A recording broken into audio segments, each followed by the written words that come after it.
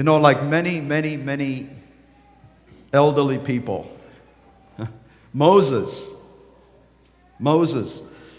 felt that he had earned a very quiet retirement away from the hustle and bustle of the city life, away from the courts, the political courts that he was so used to as a younger man.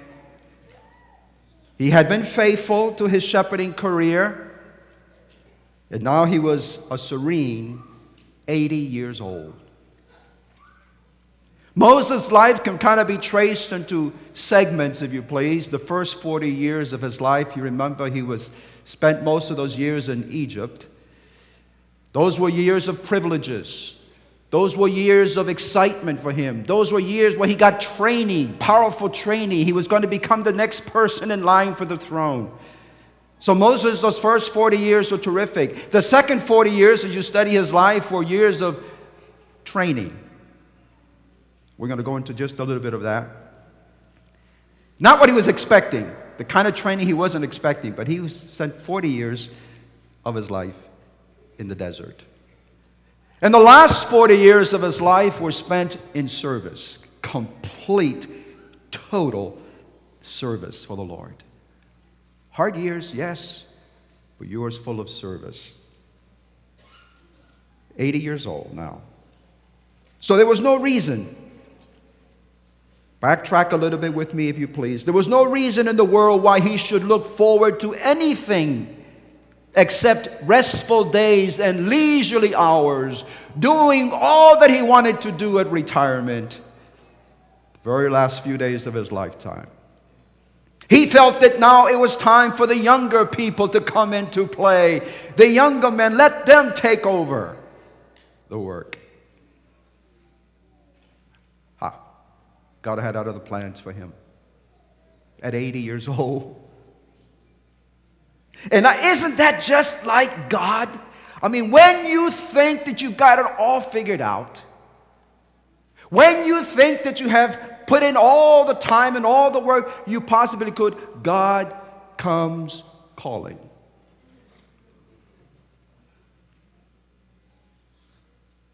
God is the God of surprises, my friends. God throws a curveball at Moses, a surprise that he wasn't expecting. And as I look at the life of Moses, I realize, listen, whatever hopes Moses had of doing something significant in the cause of God had long been gone. Abandoned, if you please.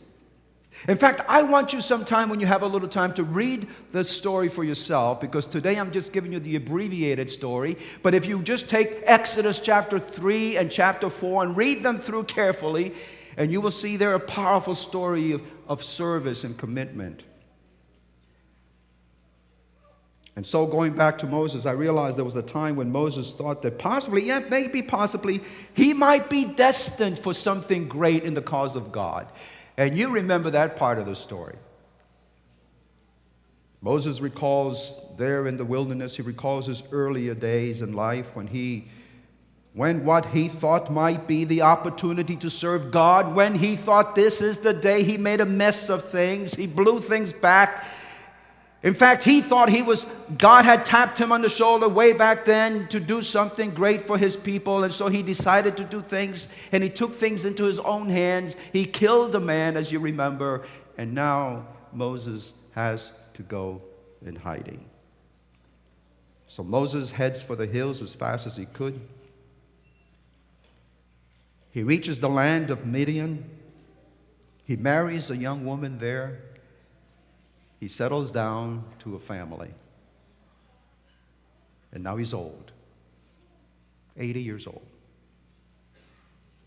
Now, all that he looked forward to was spending the rest of his days in peace. It's nice to be retired, isn't it? I guess that I've talked to someone this morning that, how are you doing in your retirement? Oh, I'm loving it. I'm loving it, Pastor. I'm just having a good time.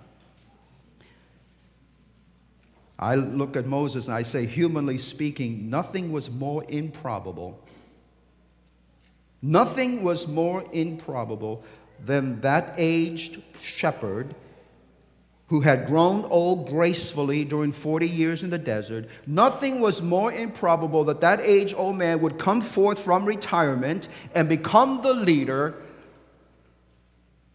of 2 million people plus. And yet one day, in the very midst of Moses' quiet life, there burned a bush. And as I said before, God came calling. That must have been an incredible encounter. Can you imagine that?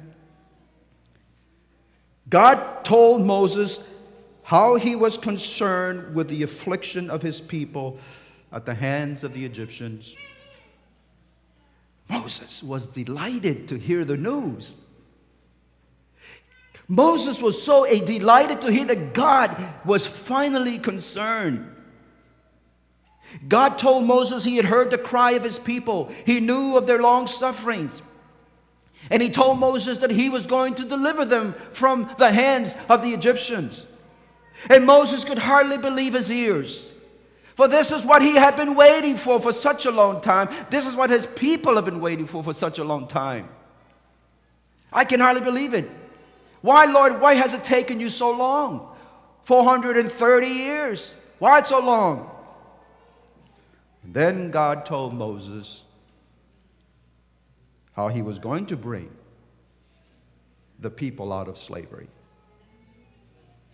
How he was going to bring them out of that land of bondage to the land flowing with milk and honey. Again, I can almost imagine Moses' excitement. Can you picture the excitement Moses must have had at this time? I can't imagine Moses so delighted at this announcement that God was finally going to bring, after all those years, bring some relief to the people. And perhaps Moses maybe asked a question like this: God, please tell me, how in the world are you going to pull it off? How in the world are you going to pull this off?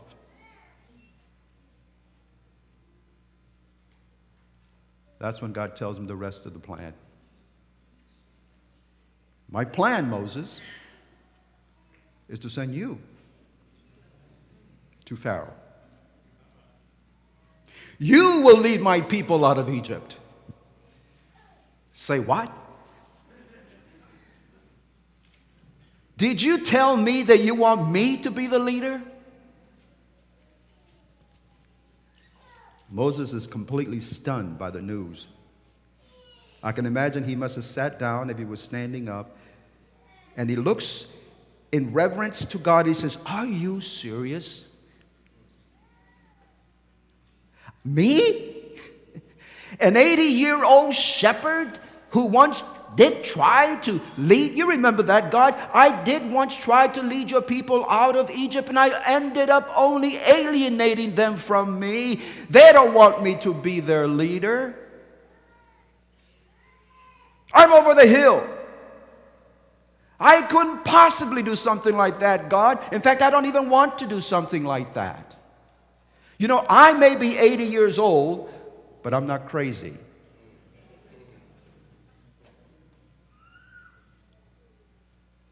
Besides, Lord, I'm out of touch.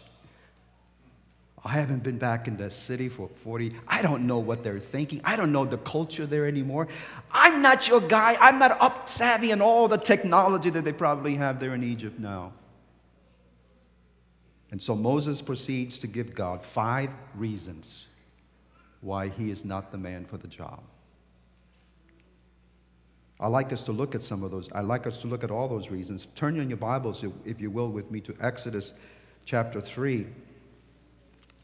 Exodus chapter 3. We'll look at some of these reasons this morning. Exodus chapter 3 there, verse 11. Exodus chapter 3, verse 11. Moses' first reason, first objection, first excuse, whatever you want to call it, for not wanting to be the man that God called him to, the position that God called him to. First excuse there, verse 11. Who am I? Who am I that I should go to Pharaoh? This is from the New King James Version. that I should bring the children of Israel out of Egypt. Who am I, Lord? Notice verse 12. This is God's response. God's response, and I'm summarizing verse 12. He says, I will certainly be with you.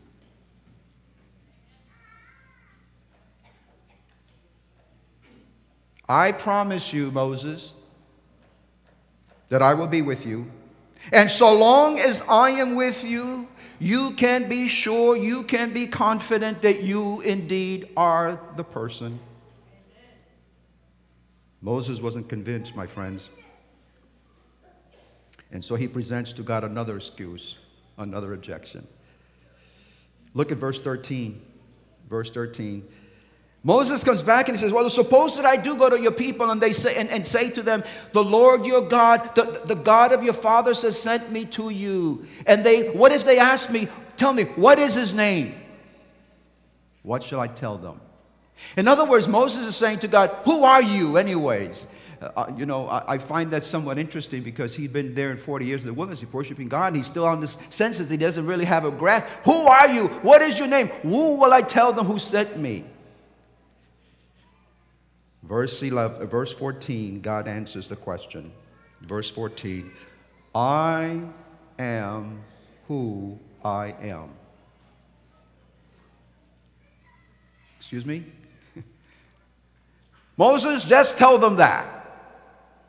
And then if you read the rest of verse 14, you see God says to Moses, say to the people, the Lord, the God of your fathers, the God of Abraham, the God of Isaac, the God of Jacob, he is the one who sent you. In other words, God is saying to Moses, tell them that I am still the same God that I was yesterday and today and forevermore. Moses, tell them that.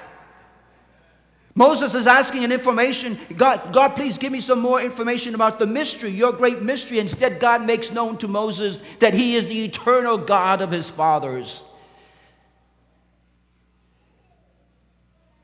God assures him. I love this part.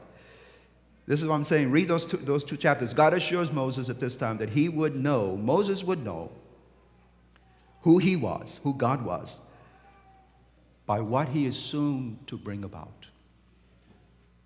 Moses has no clue, no idea of how God is going to intervene for his people. But don't worry, Moses. You will soon find out who I am. Now jump over, if you will, to chapter 4, verse 1, because Moses still isn't convinced. Moses still isn't convinced, and so he comes to another objection. Chapter 4, verse 1, Moses comes back and says, but what if they don't believe me? Or what if they don't listen to me? What if they come back and say to me, Lord, the Lord did not appear to you? You, shepherd? How do we know that you're not just some kook? There are all kinds of kooks in Egypt now coming around saying all kinds of things. This is the way it was in the times of Jesus. When Jesus comes and says to them, he demonstrates to them that he is the Messiah. They come back. How do we know you are the Messiah? How do we know you're not some kook? There's all kinds of people floating around telling us they're the Messiah. It's the same situation in the times of Moses here.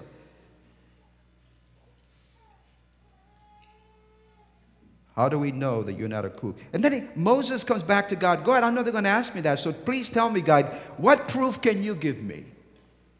What proof can you give me that I can show to them that you have in fact sent me? God is amazing. There's nothing that takes him by surprise. God just says to him simply, what's in your hand? What's in your hand, Moses? Moses looks at the shepherd's rod that he has in his hand. And he said, Lord, you know what this is. This is a shepherd's rod. Well, Moses, let me tell you something, my friend. The shepherd's rod, not the sword, will be the sign of your authority, and that I have sent you. Moses casts the rod on the ground. Moses did, and as you know, it turned into a serpent. God says, pick it up. He picks it up by the tail, which you'd never pick up a snake by the tail, but he did, and it turns back into the rod again. Moses says, that's nice, Lord, but I'm still not convinced that I'm the guy for the job. And so God, in verse 6, God had him put his hand. Moses, do me a favor. Just put your hand inside of your coat, inside of your shirt for a moment. And he pulls it out. Oh, wow, lepers, see. Moses put it back in again. He puts it back in and pulls it out. It's clean. Nice guy. Wonderful. And if that doesn't work, Moses, you will take some water out of the Nile River and you will pour it onto the ground and it's going to turn into blood. Nice. Great. I like that. You're the man, as we would say. But I'm not convinced. And so he comes up with two more excuses. Verse 10. Oh, I love this one. This is the one so many people use. You see, God, I'm not eloquent. I'm not a very good speaker. In fact, have you noticed, Lord, I have a speech impediment. I have a speech impediment. How do you expect, Lord, listen, how do you expect me to speak authoritatively? How in the world can I possibly influence Pharaoh when I don't have a very commanding vocabulary? And God says to him, Moses, verse 11, Moses, who created you? Who gave you a tongue? Who made your mouth? Cannot the one who made you and created your mouth, can he not speak through you and show you and teach you what to say? Can't you see, God? Moses comes back and says, can't you see, God? I have nothing to commend me to you in service. I have nothing to commend you, to give to you in service. At this point, I begin to sense that Moses is totally feeling inadequate, unusable, unqualified. And it was now, please notice, it is now that he really is ready for service. You see, it's very ironic, isn't it? It's very ironic that it's when we feel most inadequate for service that God calls us into service. It's when Moses felt totally unworthy, unable, very limited, that God could use him. That's where he does it. Don't call me. Don't call me, Lord. I have nothing to give you. Be careful when you say those things. That's when God comes knocking on the door. It's when Moses, listen, now God, because Moses feels unworthy, because Moses feels totally unable, because Moses feels totally frustrated, it is now that God can gradually turn his attention away from himself and focus the attention onto God. I love the words here of Christ Object Lessons. I read them this week. I have read them many times over the years, but these are the words that listen to these words, Christ Object Lessons, page 146. It is not the capabilities you now possess or ever will have that will give you success. Wow. It is that which the Lord can do for you. We need to have far less confidence in what man can do and far more confidence in what God can do for every believing soul. Far less confidence in yourself, far more confidence in God. Far less confidence in your abilities, far more confident in God's abilities. And then she goes on to say, He, speaking of Christ, He longs to have you reach after Him by faith. He longs to have you expect great things from Him. He can sharpen the intellect. He can give tact and skill. It almost seems like God was telling that to Moses, too. God may be telling you the same thing, my friends. I would encourage you to read that statement, Christ Object Lessons, page 146. Going back to Moses, by this time Moses is completely, totally exasperated with God. God is refusing to take no for an answer. And so finally Moses comes up with his final excuse, verse 13, excuse number 5, verse 13. Lord, no. Please send someone else. And when you read the next verse, you begin to realize that Moses wasn't the only one getting exasperated, because in verse 14, it says there, then the Lord became angry with Moses. And he says, if that's the way you really feel, I'm going to demote you. You can't put your full trust in me. Well, then you need another human being to help you. That's fine. I understand. So I'm going to bring another human being into your life. In fact, he's on his way right now, because God knew his answer long before he did. He's on his way right now, and it happens to be Aaron, your brother, whom you haven't seen in all these years. He has demoted, if you please. Wow. I don't know about you, but I begin to see here a picture of a man, a person who is fighting the call of service to service. Moses offers God 5 reasons refusing to be called to service. God doesn't give up on him. God patiently dealt with him and answered his sense of inadequacy with the assurance of help and presence. And I say to myself, isn't it so true?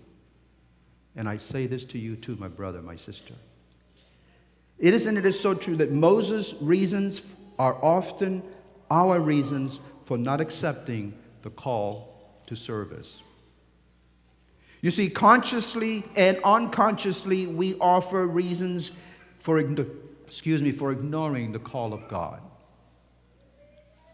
Like Moses, some of us will say, Lord, who am I that you should ask me to do this thing? Who am I? And worse yet, my friend, worse yet than the word who am I is the word, thank you, Lord, I was waiting for your call. Because I'm the man. I'm the woman for that position. That's even worse.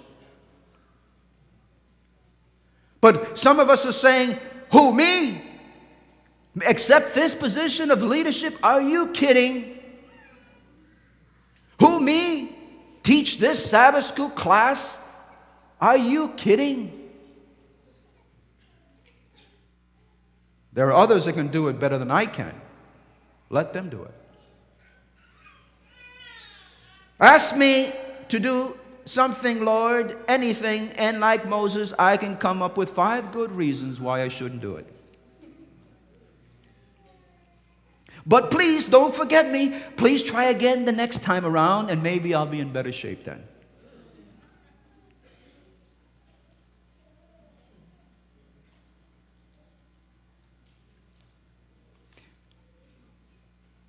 My point is this. At this time, in the life of this church, God is looking for people willing to serve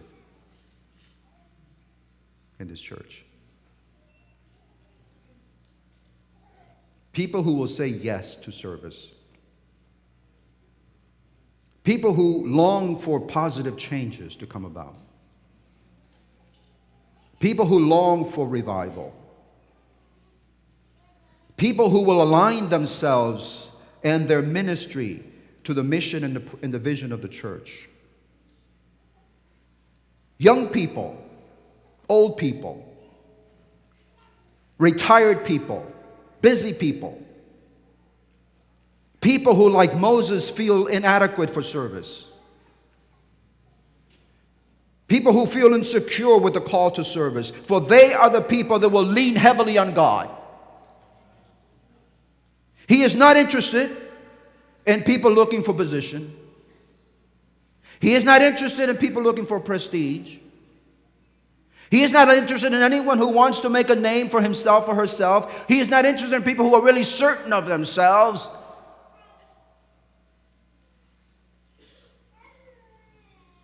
He's looking for people who are willing to be used in service. I like the way Paul says it in Ephesians chapter 4, verse 11 and 13.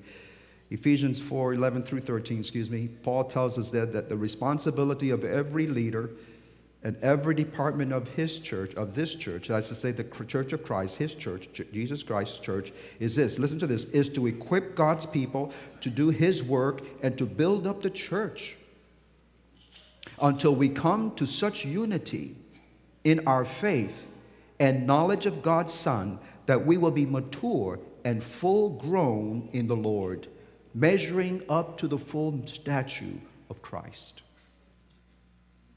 God needs leaders like that. That's the purpose of every leader. That's the purpose of every department of this church.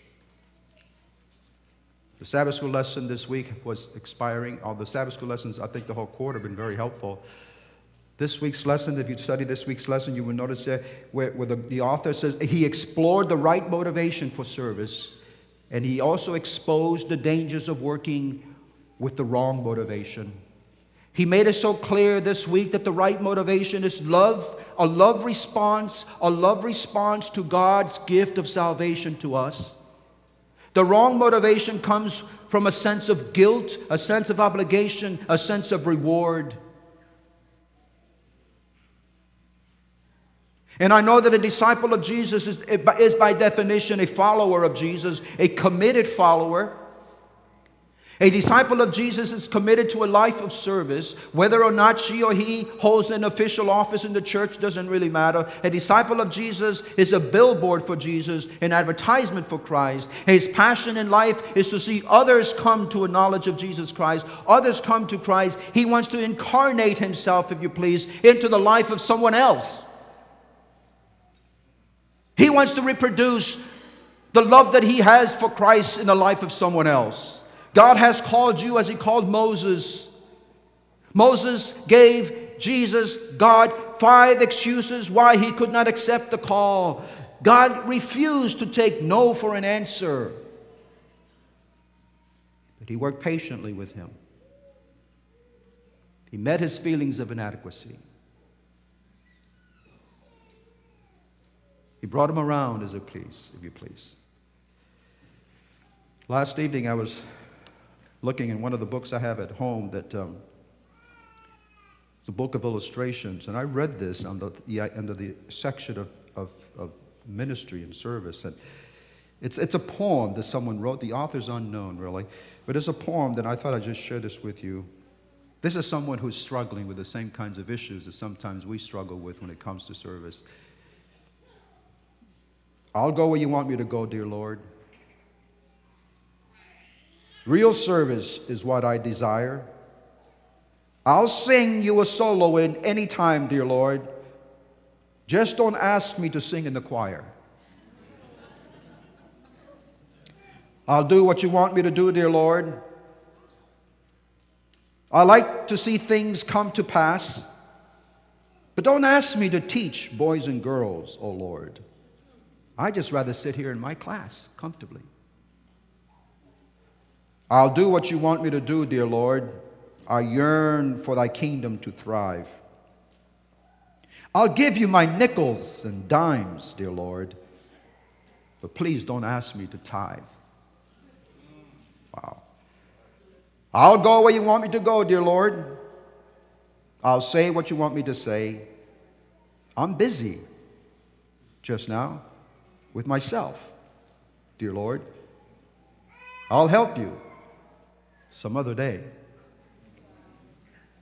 I don't know about you, but my friends, we need to really, Lord, what would you have me to do? I am totally unfit. Lord, I have nothing to offer, but I have one thing to offer: my heart, my passion. There must be something that you want me to do. And even if you are not called to service by the nominating committee, we are right now, as you know, still in the process of nominating committee time. We are selecting officers for the coming term.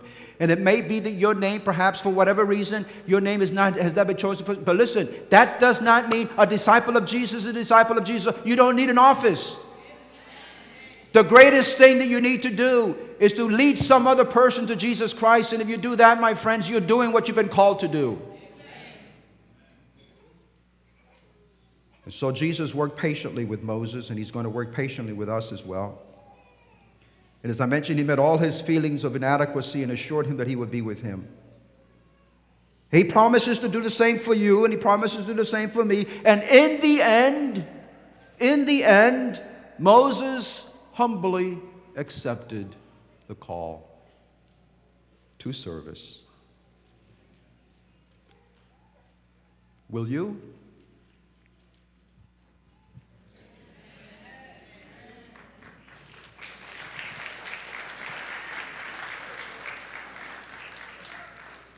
In everything, God deserves our very, very best. Amen?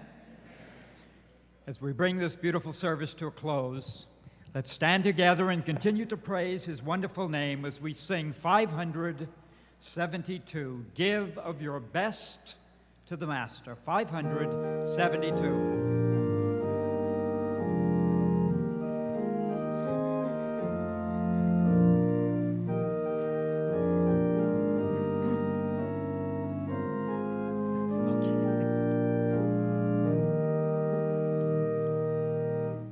Give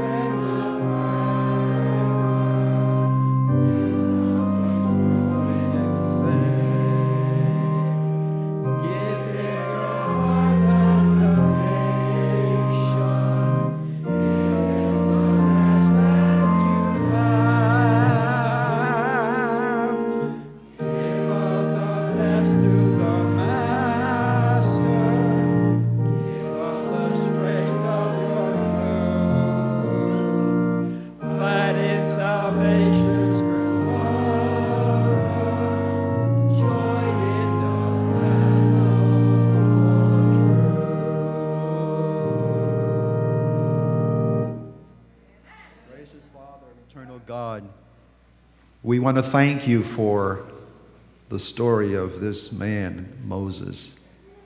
Thank you how you worked with him, how you so patiently. Lord, we know that you will work with us in the same way. But don't give up on us, Lord. Don't give up on us any more than you gave up on Moses. Let us listen to that voice. The greatest service that we can offer to you is a changed life. Bringing someone else to a knowledge of you. We can do that at home. We can do that at work. We can do that at school through your presence and through your power. So go with us now as we go into the world to serve. And help us as we serve here in this church, that we will bring this church to where you want it to be. Thank you for hearing us, for we have come to you in the name of Jesus. And for his sake, amen.